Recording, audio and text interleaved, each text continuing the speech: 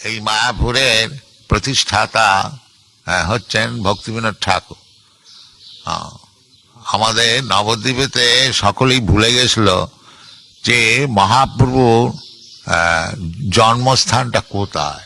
নবদ্বীপ বলতে গেলে অনেক বড় জায়গা, পূর্বেতে আরো বড় জায়গা ছিল, 9টা দ্বীপ নিয়ে নবদ্বীপ। এখানে লক্ষ লক্ষ কোটি কোটি লোক সব ব্রাহ্মণ পণ্ডিত বাস করত। 500 বছর পূর্বেতে এটা হচ্ছে লেখাপড়া শেখবার একটা বড় জায়গা নবদ্বীপ। এখনো নবদ্বীপে বড় বড় পণ্ডিত আছে।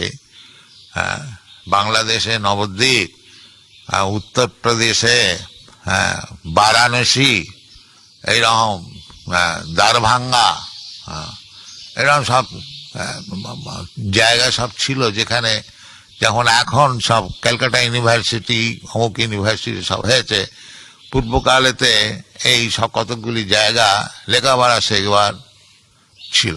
তো এখানে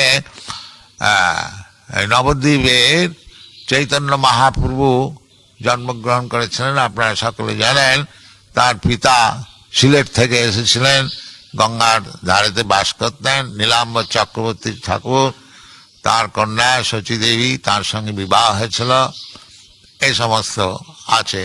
তো ভক্তিবিনোদ ঠাকুর তিনি খুব ব্যস্ত যে বাস্তবিক মহাপ্রভুর জন্মস্থানটা কোথায়।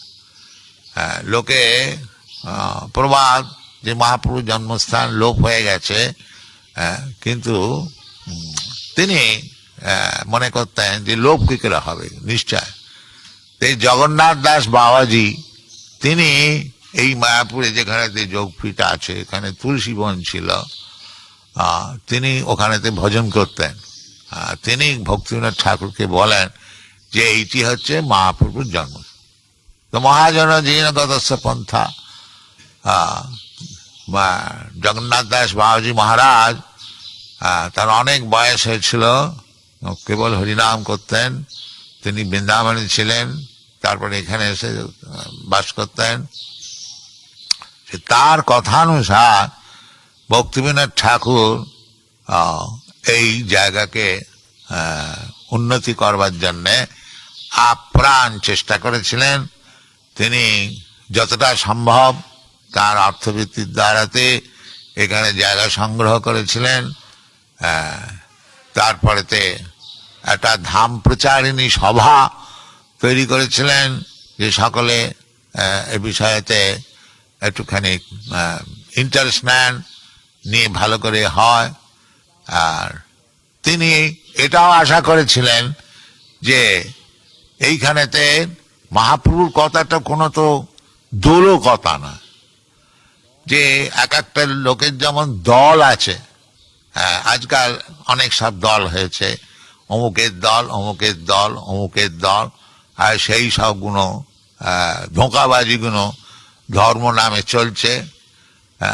সেই জন্য ভাগবত বলেছেন, এবং তার ভাষান্তর করে আমাদের বৃন্দাবন দাস ঠাকুর বলেছেন যে পৃথিবীতে যাহা কিছু ধর্ম নামে চলে, ভাগবত কহে তাহা পরিপূর্ণ ছলে। এই পৃথিবীতে যে ধর্ম নামে যেসব দেশ চলছে, যে আমাদের এই ধর্ম, আমাদের এই ধর্ম, এগুলি সব বঞ্চনা।